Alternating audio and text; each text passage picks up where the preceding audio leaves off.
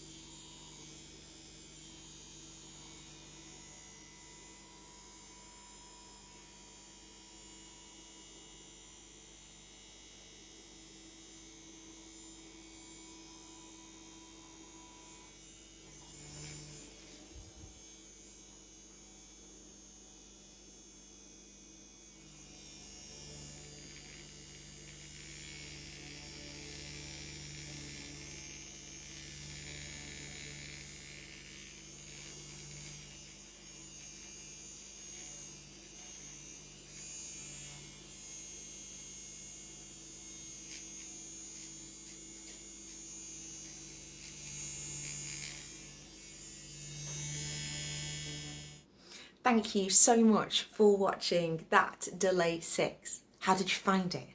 What percentage of it would you say you were able to read? Was it elements like these ones, where the different words spelt in different ways and different manners, moving on the same piece made it more difficult? Was it maybe when you saw whole words together, but you can only see sections at a time? Did that make it more difficult for you? I hope in this you found out a few things, and I hope in this the symptoms that are displayed within the piece were quite interesting, maybe informative, but more than anything, I hope that you saw the beauty, the colours, the unexpected sounds, the unexpected moments, because that's how dyslexia works sometimes. I will read something and I will read it completely wrong, and it will make me giggle, it will make me laugh, it will make me imagine and see things differently in my mind. And that is what dyslexia can be. From me, Rebecca Redican, for now, thank you very much for watching Delay 6.